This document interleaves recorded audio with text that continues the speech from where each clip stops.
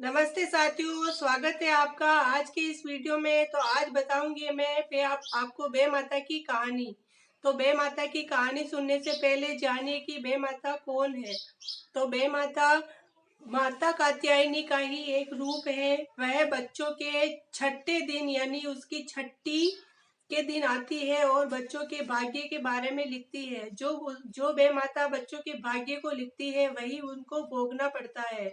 तो बे माता ने अपनी ही बेटी के भाग्य को लिखा है और उसके भाग्य को दुर्भाग्य के रूप में लिखा है, क्योंकि वह उसके कर्मों का फल था। वो पिछले जन्मों में उसने जो कर्म किए थे वही उसके कर्मों का फल उसे इसी जन्म में लिखे बे माता ने।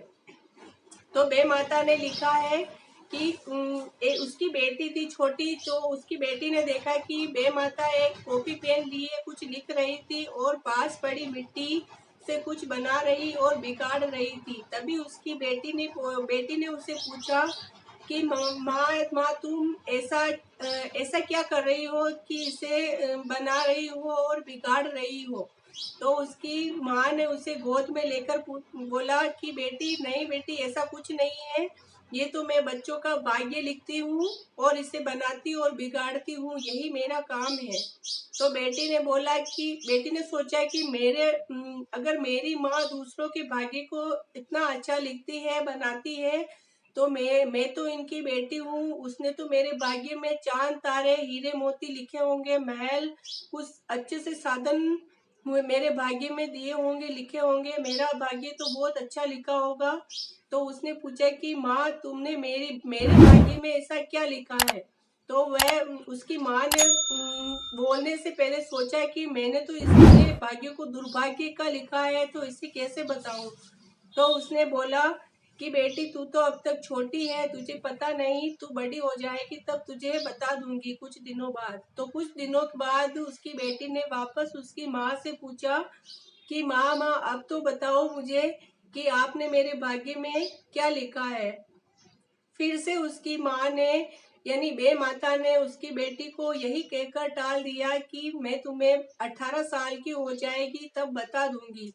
तो 18 साल की जब कुछ दिनों बाद जब उसकी बेटी 18 साल की हो गई, तब वापस उसकी बेटी ने बे माता से पूछा कि माँ अब तो आपको मुझे बताना ही पड़ेगा कि आपने मेरे भाग्य में क्या लिखा है, नहीं तो मैं अन्न जल त्याग दूंगी। तो उसकी माँ ने सोचा कि अब तो मुझे बताना ही पड़ेगा। तभी उसकी माँ ने उसकी बेटी से कहा कि बेटी, मैं तुझे बताती हूँ कि तेरे भाग्य में मैंने क्या लिखा है, तुझे सुन लो अगर तूने सुनना है तो फिर बोला कि मैंने तेरे भाग्य में कुछ ऐसा लिखा है कि तू अपने ही जाए यानी अपने ही जन्म देने वाले बेटे से तेरी शादी होगी।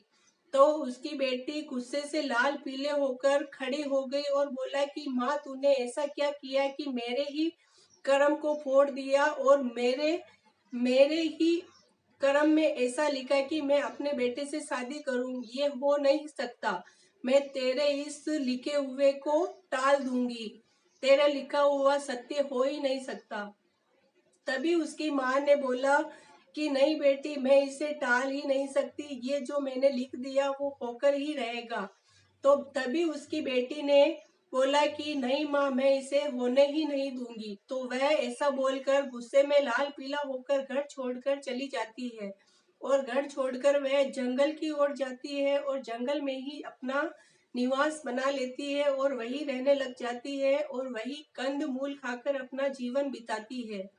तभी तभी कहते हैं कि बे माता का कहा कोई टाल नहीं सकता। वह जो कह देती है वह लिख देती है अपने भाग्य में, वह होकर ही रहता है, वह अपने को भुगतना ही पड़ता है। तो एक समय की बात थी कि जब उसकी बेटी जंगल में रहने लगी, बड़ी कुछ कुछ दिन बाद बड़ी होने लगी, तब झोपड़ी में रह रही थी, तब एक साधु महाराज आए।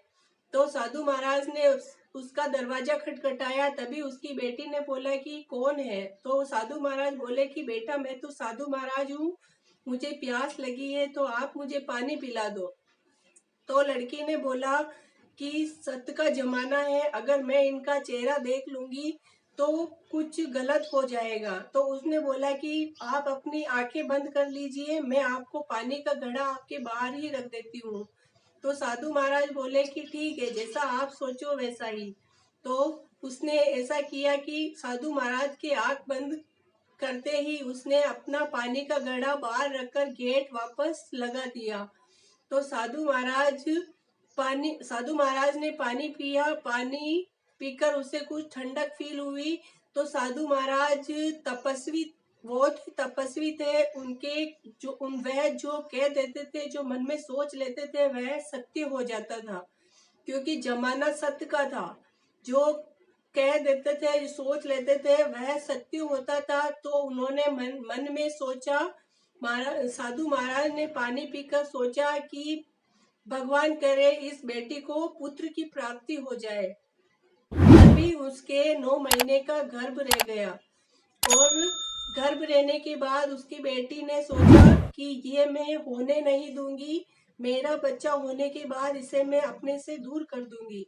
तो उसने बच्चे को जन्म देने के बाद अपने बच्चे को साड़ी का कुछ हिस्सा फाड़ कर उसमें लपेट कर उसे कुमार कुमारिन के घर के बाहर चाक पर छोड़ आई। तभी और अपनी झोपड़ी में आकर रहने लगी। तभी कुमार कुमारिन सुबह उठकर देखे तो वह उस बच्चे को देखकर बहुत खुश हुए और उस बच्चे का पालन पोषण करने लगे, क्योंकि वह उनके कोई बच्चा नहीं हुआ था। तो वह उनका पालन पोषण करने लगे। बड़ा हुआ बच्चा, उसको पढ़ाई में दाखिला करवाया और धीरे धीरे वह बच्चा पढ़ लिख कर कुछ बनने की भाई बड़ा होने लगा। तो उसे कुछ बड़े विद्यालय में दाखिला करवाने के लिए उसका एडमिशन करवा दिया। तभी वहां पढ़ते पढ़ते उसके साथ एक राजा का बेटा जो उसका दोस्त बन गया। और वह उसका दोस्त बनने के बाद वह उसके राजमहल में जाता रहता था। तभी उसकी पहचान राजा से हो गई। राजा से होने के बाद उसने उस कुमार के बेटे को अपने ही राजमहल में घोड़े के अस्तबल में रहने को कह दिया। और वह घोड़े के अस्तबल में रहकर वहां कुछ काम करता और उस घोड़े को चराने के लिए अपने साथ ले जाता। और वह उसी जंगल में घोड़े को ले जाता जिस जंगल में उसके जन्म देने वाली माँ यानी बे माता की बेटी रहती थी। और वह उस घोड़े को वहां छोड़ देता और वह उसी झोपड़ी के बाहर जाकर बैठ जाता जहां वह लड़की रहती थी। तो वहां कुछ दिनों तक यही चलता रहा और उस लड़की ने उस लड़के को रोज देखती, वहां बैठा रहता था। तो वह बहुत ही अत्यंत सुंदर था।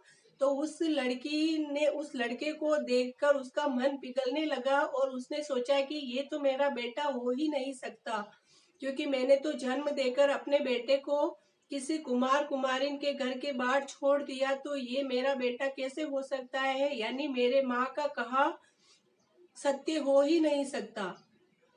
अब मैं अपनी कुछ जिंदगी के पल बिता सकती हूँ। तो उसने ये कहकर उस बच्चे से, उस लड़के जो लड़का घोड़े को चराने आता था यानी उसका बेटा था, उससे उस लड़की को प्यार हो गया। तो वह धीरे धीरे साथ रहने लगे और वह लड़का अपने माता पिता से जाकर ये बात करी तो उस लड़की की शादी उससे हो गई।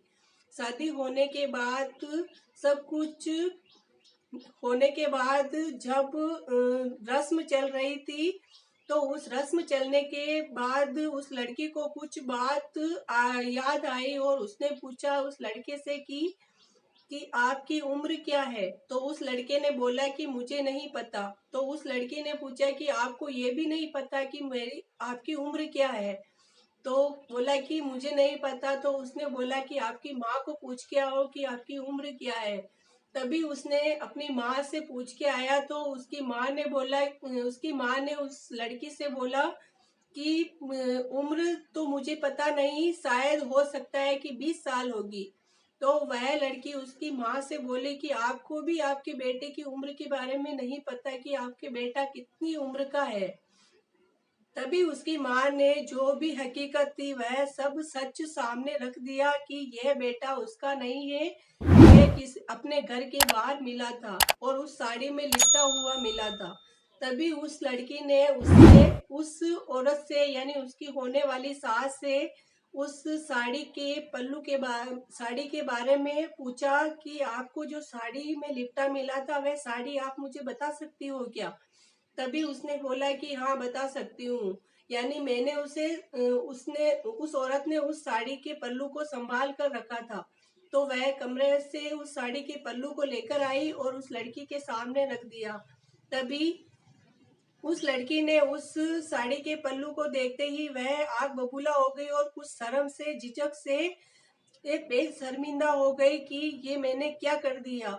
यानी उससे विश्वास हो गया था कि उसकी माँ ने जो कहा था वह सत्य था।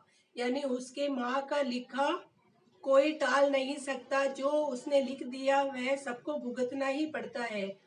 तो उससे विश्वास हो गया था। विश्वास होने के बाद वह उस कपड़े को